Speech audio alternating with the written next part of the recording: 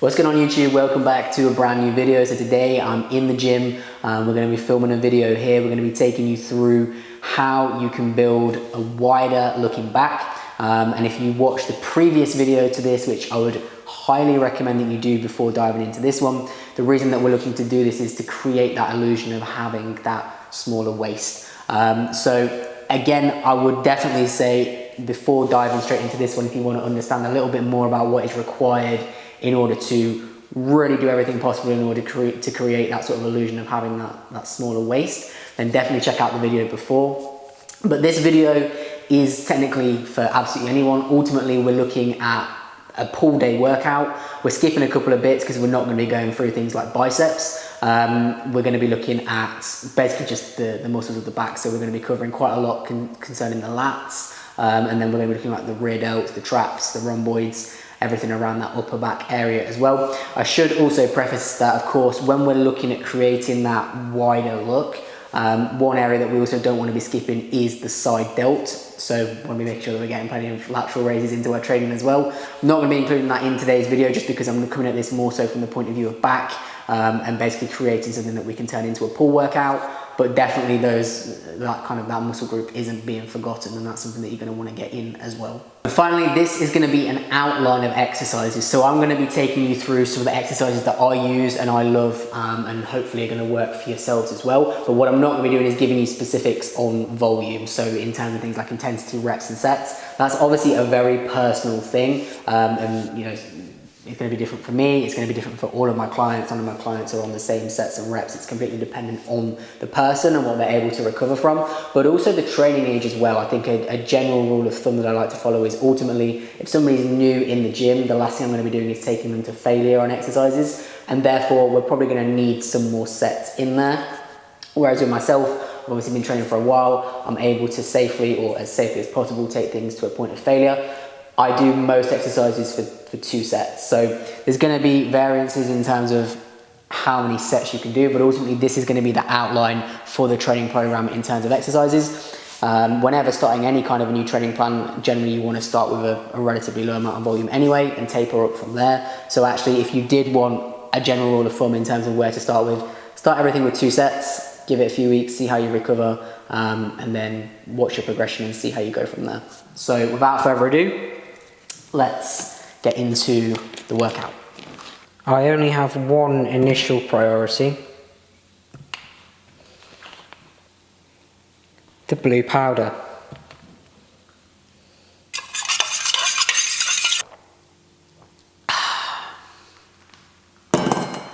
Okay, so we're going to start off with a lat pull down. So that's going to make up the first portion of our pull workout. So obviously, hence the name, the main target here is going to be the lats. So we've got those 2 big fan-shaped muscles running down a large portion of the back. Whenever you see that width, what you're seeing is a lot of lat there. However, what is amazing about most lat pull downs that you will find in most gyms, not just up and down the country, but all over the world, is that actually they're not very lat biased. So this is something that if you kind of keep a general eye on the fitness and resistance training community over the past couple of years, you'll really have seen a big shift in the way that we do lat pull downs. So we're no longer using those really shitty long bars with palms facing down on the bar and having our elbows flared wide. Actually, what we're doing when we're doing that movement is mainly getting a lot of rear delts and more of the upper back musculature, like the traps and the rhomboids, which is not a bad thing. But if we're doing a lat pull down, we're recognizing that we want to be targeting the lats as the main area of focus. So actually what we need to be doing is making some changes to the setup of that exercise, which is super simple to do. What we want to be doing is making sure that that elbow stays nice and close to the side. So there's a few options that we can do here, and actually there's some gyms that are really lucky to have really great lat pull downs. One of the gyms that I go to when I normally do this workout has a lat pull down that's been designed really well so that your elbow is able to stay close to you. But unfortunately, a lot of gyms just don't have access to that kit. So your best option really is to take yourself over onto the cable machine and set up like I'm doing right now. So we've got a bench set up to 90 degrees. We've got a cable above our head. So we're using a D handle here. We're going to go single arm. It's going to allow us to keep that elbow nice and close. And what you're going to see here is how I'm going to think about driving that elbow down towards my lower back. And then my arm is going straight back up in front of me. And so there's a few reasons why we're going to do this. The first one is that just lining up some of the fibers of the lats better with this exercise, but it's also about getting better movement through the scapula. So we find that if our arms are really wide and we've got that elbow flared, we're not able to allow that scapula to move quite how we'd want it to. We're not able to get as much through that eccentric portion. We're actually better off with that arm closer and that shoulder closer, so we're above our head.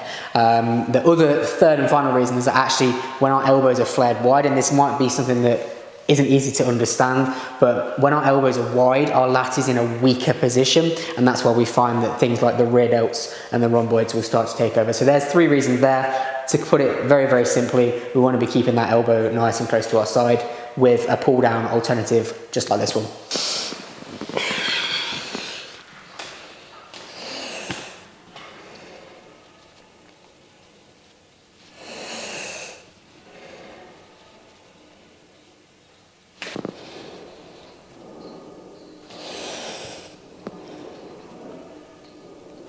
Okay, so we're sticking with the lat bias theme at the minute. I like to get all of my lat work done at the beginning of the session, and for me that's sort of where I place the most amount of emphasis on this pull day. So we've obviously done that lat pull down. We're now going to go into a pull over.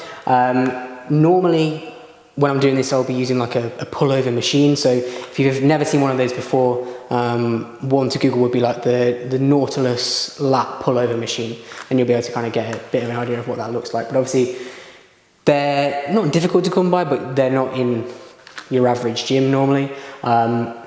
So your best bet is to use a cable, and this is actually a really great exercise. There's nothing wrong with it at all. So that's what you're going to see me do right now. So we're going to do a straight arm pullover. We're going to be doing single arm. There is the option to do double here.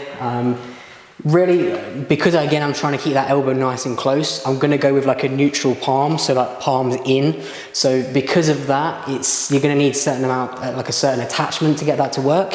So what I've got here is one of these, which again is definitely not going to be easy to come by, which is why it's generally better to just go single arm. But basically you'll be able to hook on 2 D handles and you'll still be able to use like a neutral grip.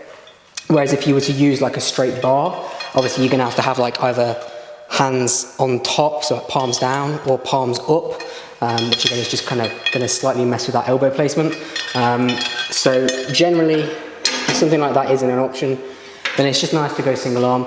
To be honest with you, I'm a big fan of going single arm anyway, because it kind of helps to clear up any possible imbalances. Generally, you're always going to have one side weaker than the other, so to be able to really focus and pick a weight that works for that weaker side is great. Obviously there is also the other option of using like a rope, for example.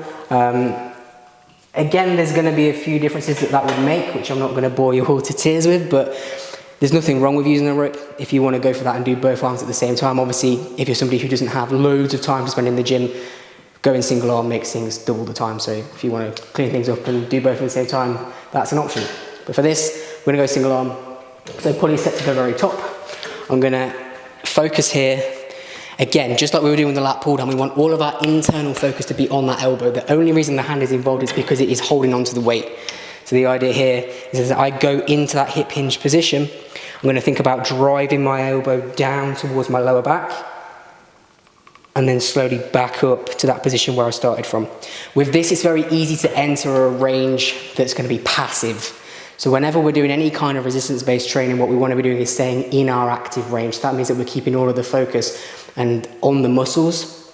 So as opposed to relying on the passive structures like the joints, the ligaments, the tendons, where if we were to go into those passive ranges too often, we can end up with injuries. So a nice little tip for this is to go into that hip hinge position, arms straight. Think about squeezing those 2 shoulder blades together. Go up as far as you can before you feel like if you want to go any further, you've got to start to compensate. So again, you're in that hip hinge position, shoulder blades together, take those hands up. I'm stopping here. So this is my active range. So I don't want to be going any further on that way back up. I don't want to go past that. That's my active range. And that's a little test that you might want to do before you go into this exercise.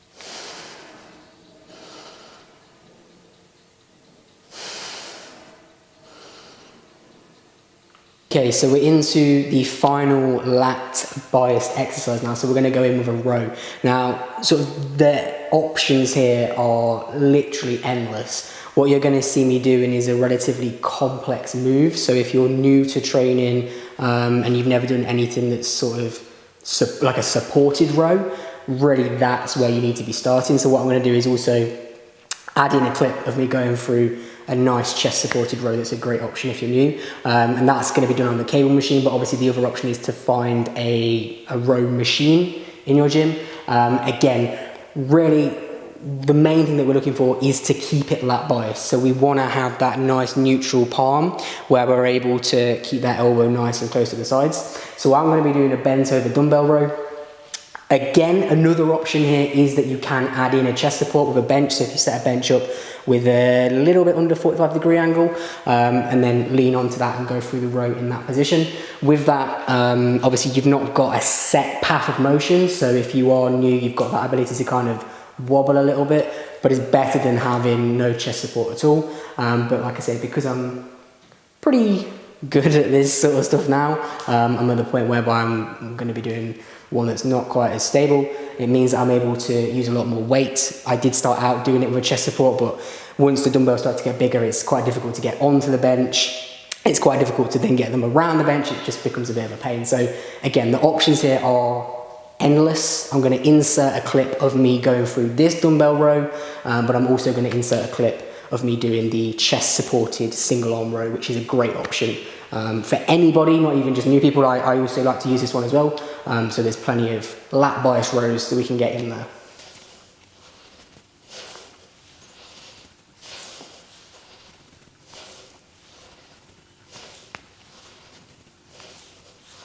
Okay, so let's very quickly look at the chest supported single arm row.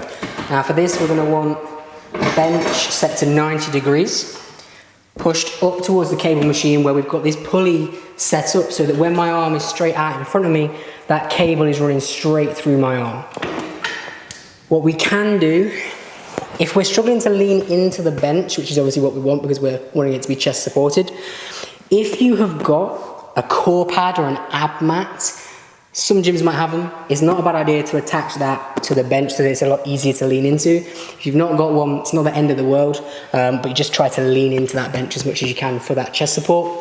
What we're looking to do here, again, we've got that neutral palm.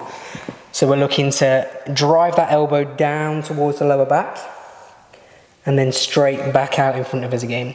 So this is a really, really nice chest supported row alternative if we're not ready yet to do dumbbells or we've not got like a decent row machine.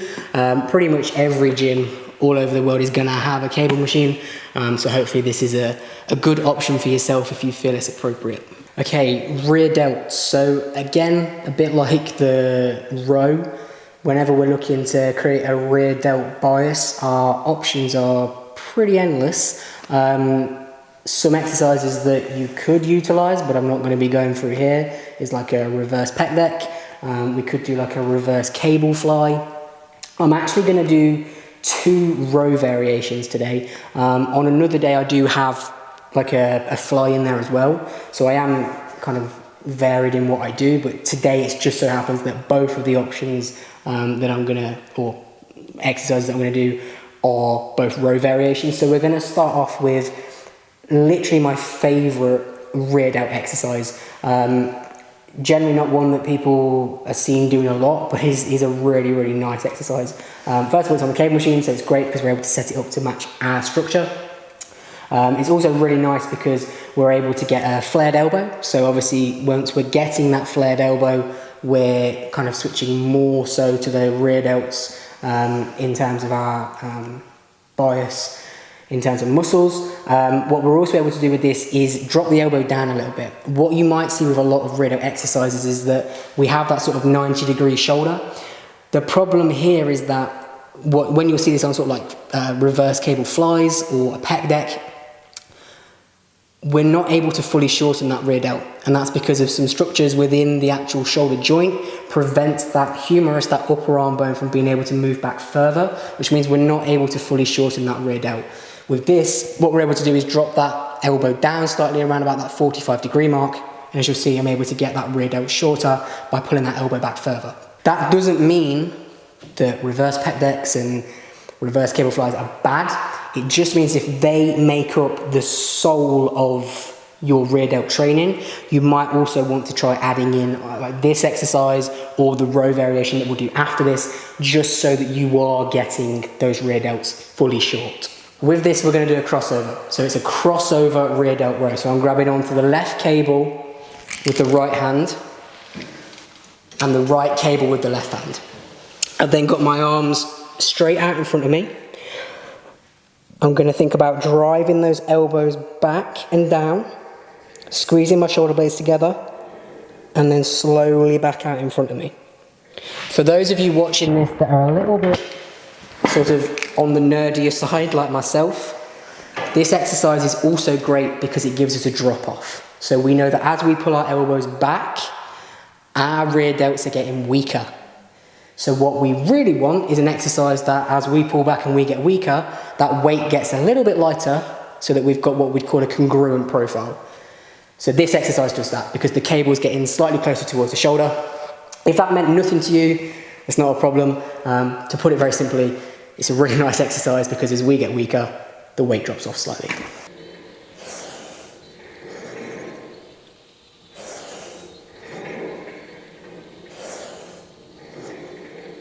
Okay, we're going to go into our final exercise now. So this is going to be our final rear delt row.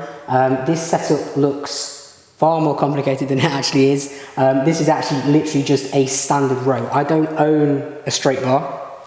So normally what we'll be doing here is like a palms down grip, looking to flare the elbows out wide as we pull back, again to create that rear delt bias. But because I don't own a straight bar, what I've got here is this fancy assist your lift bar, which has got my D handles attached to it, which is actually a really nice option because it just allows for a little bit of natural movement through the wrist. But if you've not got that, it's not the end of the world. I'm doing this on the floor just because it's quite difficult to set this up and use the bench.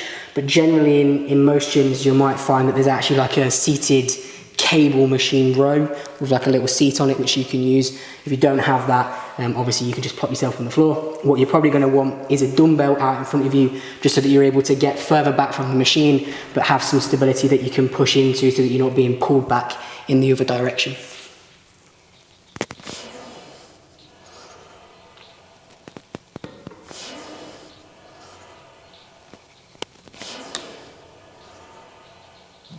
So there we go, that is the full pull workout. So we started out with our lat pull down, went into our pull over, and then finally our last lat biased exercise was our row, where we know that we've got multiple options that we can have a go and play around with.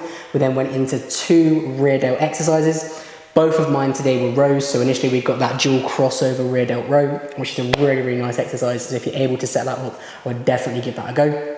And we also did just a standard rear delt row, which you should be able to do in pretty much any gym over the world really. But obviously we know that there's other options there. We've got like the reverse pec deck, we've got the reverse cable fly, and they're all options that we can throw in and have a go at.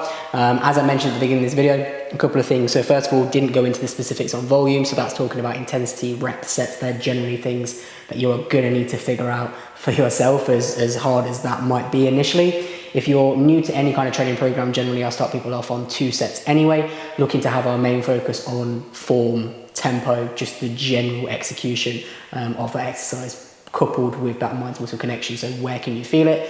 As you start to progress, whilst you're not taking things close to or to failure, you might find that you need maybe 3 sets of an exercise or maybe even 4 sets in order to see the progression.